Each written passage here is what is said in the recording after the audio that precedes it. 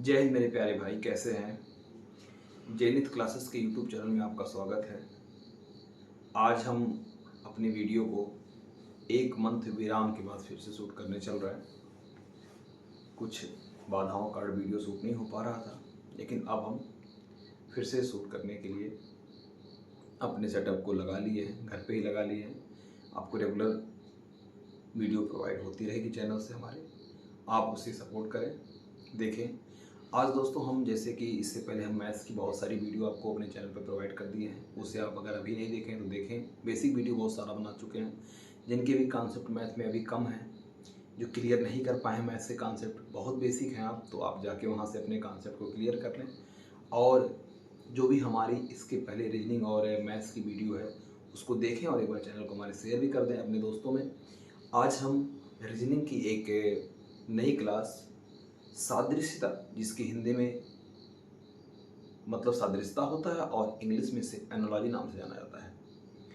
इसके भी सवाल हर एक एग्जाम में एक सवाल आपको देखने को मिल जाते हैं। सादृश्यता के सवाल कैसे आते हैं, जैसे दो शब्दों में क्या संबंध है, दो अक्षरों में क्या संबंध है, इसके अकॉर्डिंग आपसे किसी तीसरे अक्षर पे बारे में जानकारी देना होता है। इसी के तौर पे सवाल आपको पूछा जाता है। चलिए हम अपने चैप्टर्स को शुरू कर लेते हैं। आप लोग हेडिंग लगा लीजिएगा सादृश्यता।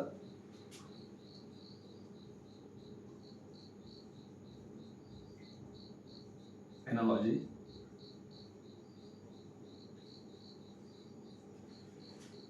मैं आपको पहले समझा देना चाहता हूँ, इसके सवाल अनुपात टाइप में भी रहते हैं और डायरेक्ट में से पूछते हैं। जैसे अगर मैं आपसे कहता हूँ, बहुत बेसिक पहला सवाल लेता हूँ कि अगर 8 का संबंध 64 से है,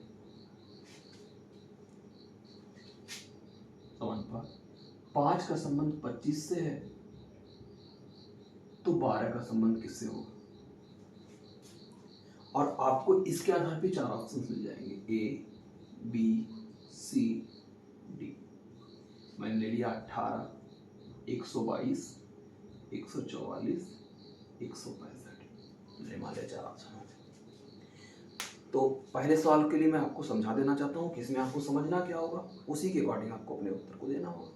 इस 4 ऑप्शन में आपका एक आंसर होगा, इससे और है आपको समझना होगा कि 8 64 किसी एक नियम से हुआ होगा, ऐसे नहीं हो गया होगा। कोई एक नियम लगा होगा कि 8 को 64 लिखा है, और वही नियम 5 का 25 में भी आप देखने को पाएंगे। तो 8 का स्क्वायर ही 64 होता है, 5 का स्क्वायर ही 25 होता है। तो यहाँ पे स्क्वायर का नियम चल रहा है, यानी 8 का स्क्वायर 64, 5 का स्क्वायर 25। तो उसके अकॉर्डिंग हम 12 का स्क्वायर कर लेंगे। 12 का स्क्वायर कितना होता है, 144। इस सवाल का करेक्ट आंसर 144 हो गया। मैं आपको एक बहुत बेसिक सवाल से ये स्पष्ट कर दिया कि सादृश्यता में सवाल पूछने का तरीका क्या रहेगा। दो वैल्यू देकर उसी के अकॉर्डिंग आपसे तीसरा वैल्यू पूछ लेगा। कभी कभी सिंगल वैल्यू देकर दूसरा पूछ लेता है। आया, अब मैं नए नए सवाल कर रहे हैं, आप वीडियो को रोकते रोकते उसका पहले आंसर करते रहिएगा कमेंट में।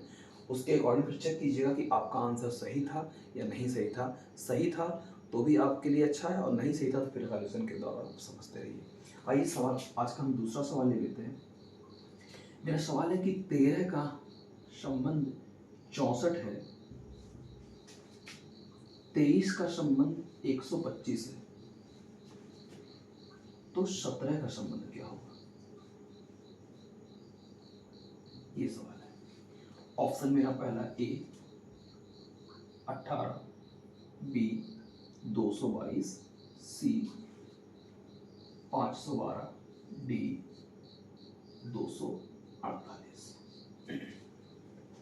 अब नियम को सोच लीजिएगा कि 13 को यहाँ पे 64 लिख रहा है, 23 को यहाँ 125 लिख रहा है, तो 17 को क्या लिखते हैं।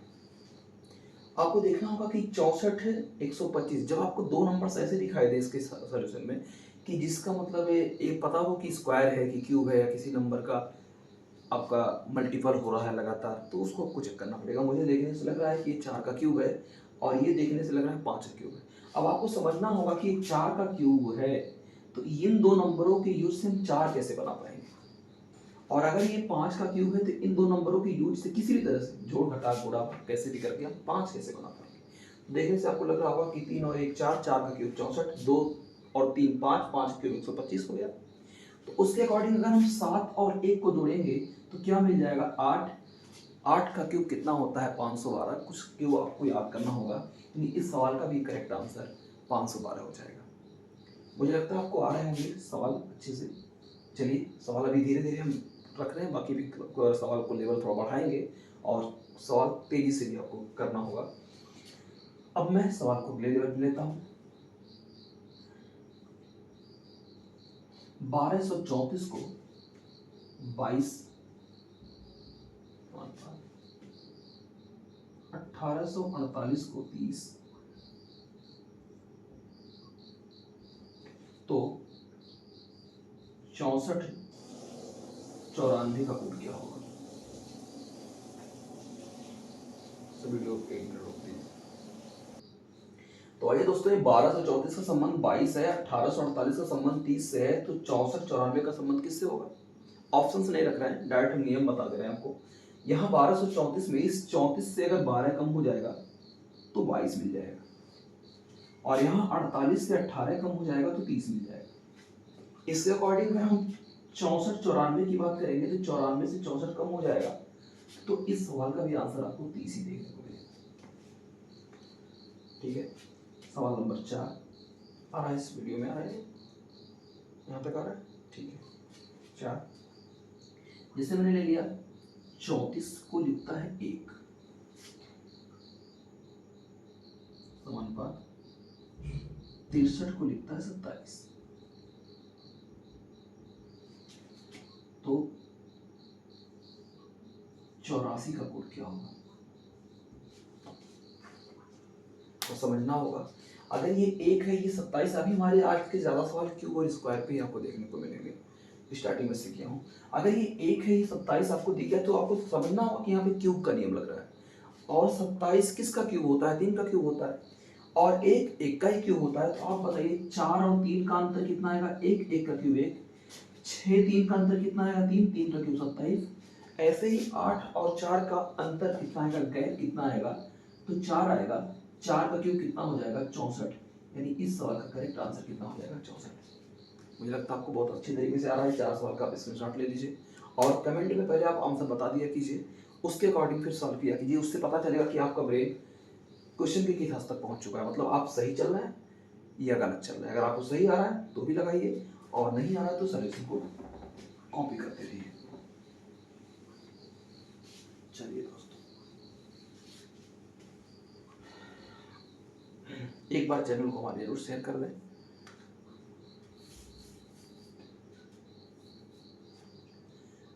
अगर ए का संबंध ई से है, आई का संबंध ओ से है,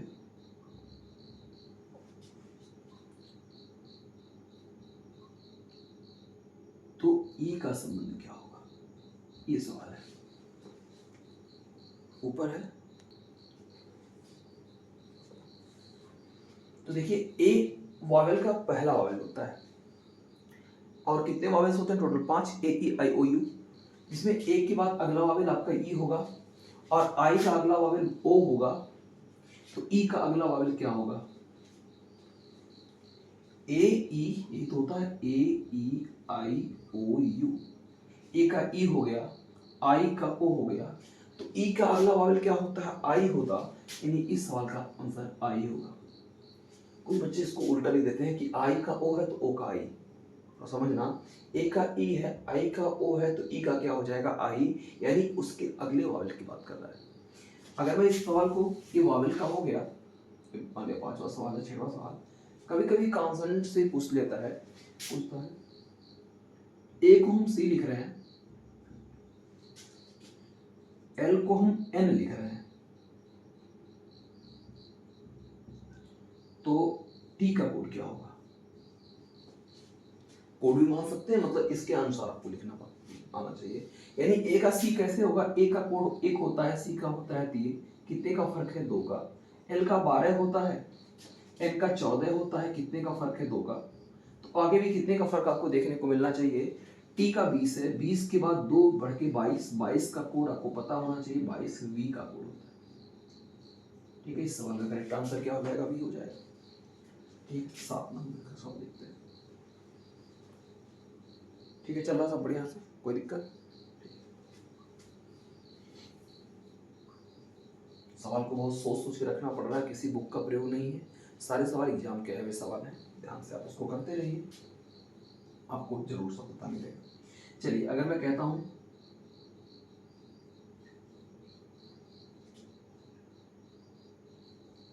इसका संबंध 100 से है, इसका संबंध 81 से है, तो इसका संबंध किससे होगा? इसके लिए आपके एग्जाम में ऑप्शंस मिलेंगे, थोड़ा सा आपका रास्ता और आसानों का भी आप पे अपना सोच बढ़ाइए, सोचिए। अगर ये 100 है तो किसी का स्क्वायर है, 81 है किसी का स्क्वायर है, 100 10 का स्क्वायर है, 9 का स्क्वायर है।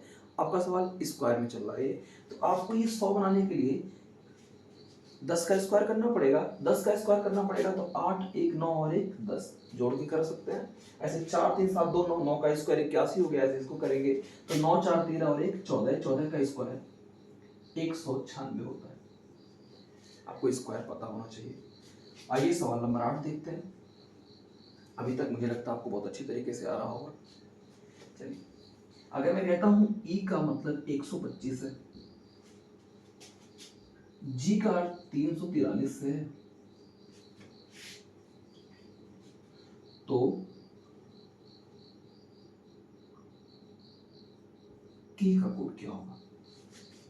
थोड़ा समझिएगा। ई का प्लेस वैल्यू जो होता है वो 5 होता है, और 5 का क्यूब कितना होता है? 125। जी का प्लेस वैल्यू 7 होता है, 7 का क्यूब 343 यानी 343 होता है।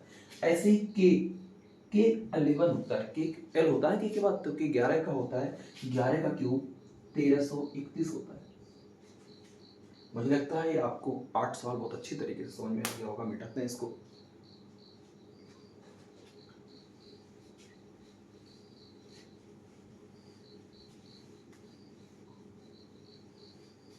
अभी मैं नंबर्स की सदृशता करा दे रहा हूँ, फिर शब्दों की सदृशता करा दूंगा आपको।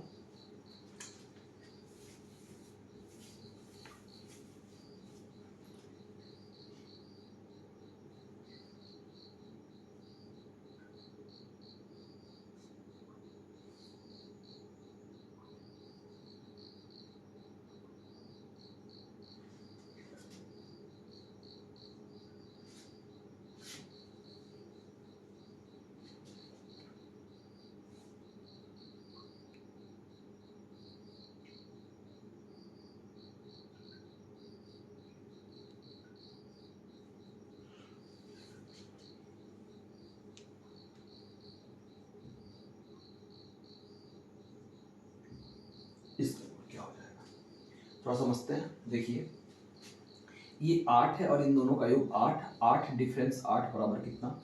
0। ये है 9, 8 1 9, 9 डिफरेंस 9 बराबर कितना आ गया? 0। अब यहाँ की बात करेंगे, ये है 7 और 3 2 कितना होता है? 5। इसका डिफरेंस जब कर देंगे तो इसका आंसर कितना निकल के आ जाएगा? 2। ठीक है, यानी आपको बस आपको यही सोचना होगा कि ये किस नियम से इस आंसर को लेकर आ रहा है, किस जो नियम यहाँ लगेगा वही नियम यहाँ लगेगा, और उसी नियम के अकॉर्डिंग अपने जो क्वेश्चन का आंसर है उस तक पहुंच जाएंगे। लेकिन पहले आपको ये दोनों में नियम लगाना होगा, और दोनों में नियम एक ही मिलना चाहिए, ये नहीं कि इसमें दूसरा नहीं इसमें दूसरा नहीं। ठीक है, तो चलिए दोस्तों, एक सवाल मैं आपको होमवर्क के तौर पे कर दे रहा हूँ। आप लोग इसको बता दीजिएगा कमेंट में, सब लोग को बताना रहेगा इसका कोड क्या होगा। आइए, अगर मैं कहता हूँ 12 15 54 18 12 60 तो 27 13 का कोड क्या होगा? ठीक है, सवाल में रहेगा यदि ये है तो इसका कोड क्या होगा? जरूर मुझे बताइएगा कमेंट के, मैं आपको ऑप्शन भी दे रहा हूँ, A B C D।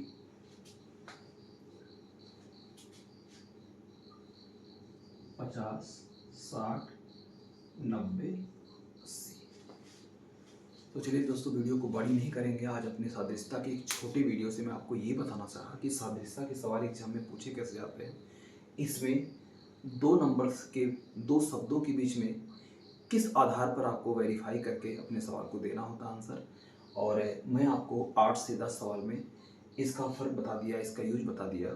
Next video भी सादस्यता की आपको फिर से देखने को मिलेगी, जिसमें आपको अंकों के बाद से जो शब्दों के सादस्यता के सवाल आते हैं या अन्य नए टाइप के सवाल आते हैं उस पर चर्चा होगी। आज हमारी वीडियो यहीं पे रुकती है। फिर मिलेंगे दोस्तों अगली क्लासेस में। तब तक के लिए आप अपना ख्याल रखिए, खुश रहिए, मस्त रहिए।